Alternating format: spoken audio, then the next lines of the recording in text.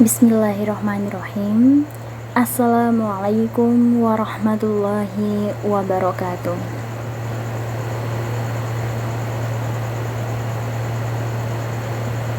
Alhamdulillahirabbil alamin wa bihi nasta'inu ala umuri dunya waddin wa ala alihi wa ashabihi ajmain. Asyhadu an la ilaha illallah wa asyhadu anna Muhammadan abduhu wa rasuluh. Allahumma sholli ala Muhammad wa ala ali Muhammad, amma ba'du. Puji syukur kehadirat Allah Subhanahu wa taala yang telah melimpahkan hidayah serta inayahnya kepada kita semua, sehingga para penonton dapat menonton salah satu video saya yang ada di YouTube ini dengan keadaan sehat walafiat. Dan bagi para penonton yang saat ini sedang diberi sakit, semoga cepat diberi kesembuhan oleh Allah Subhanahu wa taala dan dihapuskan dosa-dosanya. Amin ya rabbal alamin. Shalawat serta salam kita sanjungkan kepada Nabi Muhammad SAW yang kita tunggu-tunggu syafaatnya di yaumul qiyamah nanti. Amin amin ya rabbal alamin. Sebelum memasuki pembahasan inti, saya ada satu pantun bagi para penonton yang bunyinya seperti ini. Akhir tahun enaknya naik gunung, turun dari perahu, kehabisan amunisi. Kukira kalau putus langsung merenung, malah kepikiran aku sama dia kurang komunikasi. Ya, komunikasi. Komunikasi merupakan salah satu aspek yang sangat penting dalam menjalani kehidupan. Tentunya dalam berkegiatan atau aktivitas sehari-hari. Banyak yang penasaran bagaimana komunikasi atau interaksi Nabi Muhammad SAW. Tentunya yang pertama dalam hal menyebarkan agama Islam, kemudian dalam hal interaksi atau berkomunikasi dengan para sahabat-sahabatnya. Dalam salah satu hadis yang diriwayatkan oleh Imam At-Tirmizi bahwa Nabi Muhammad SAW ini digambarkan sebagai orang yang rendah hati, kemudian mempunyai penuh belas kasih, dan tentunya juga sabar, kemudian murah senyum, dan satu atau karakter yang tidak lupa dari Nabi Muhammad SAW, yakni sifat atau karakter tegas. Jadi meskipun beliau ini murah senyum, sabar, penuh belas kasih, beliau juga tidak melupakan karakter tegas. Begitu. Berbicara soal komunikasi, ada salah satu kisah atau cerita yang saya ambil dari sekitar saya sendiri. Ada bapak-bapak yang bekerja sebagai cater di salah satu wilayah Sumber Lawang, yang bapak-bapak ini bertugas sebagai penagih pajak dan membaca meteran dari rumah ke rumah. Banyak sekali pelanggan-pelanggan beliau ini yang telat membayar listrik, tapi bapak-bapak ini tidak semerta-merta langsung memutus aliran listrik. Terus bagaimana? Nah, bapak-bapak ini melakukan pendekatan atau menggunakan komunikasi untuk mengetahui apa masalah yang dialami oleh pelanggan-pelanggannya ini, sehingga menyebabkan telat membayar listrik.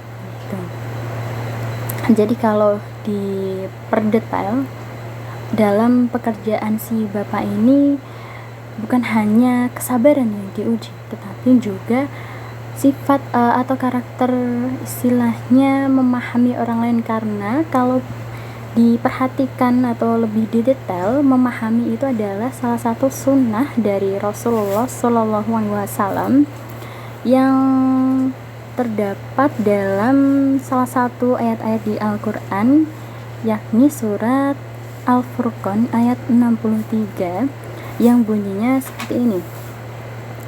A'udzu billahi minasyaitonir rajim.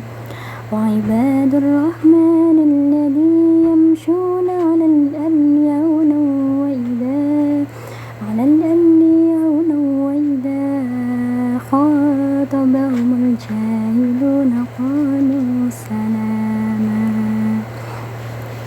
Yang artinya, dan hamba-hamba Tuhan yang Maha Pemurah adalah orang-orang yang berjalan di bumi dengan rendah hati, dan apabila orang-orang yang bodoh menyapa mereka, mereka menjawab salam. Dalam surat ini dijelaskan bahwa memahami orang lain merupakan salah satu sunnah Rasulullah yang patut kita teladani. Nabi Muhammad SAW sendiri adalah teladan terbaik yang memberikan perhatian kepada setiap individu. Memahami di sini dalam artian bukan hanya mendengarkan, tapi juga merasakan dan mendengarkan cerita dari sudut pandang mereka sendiri.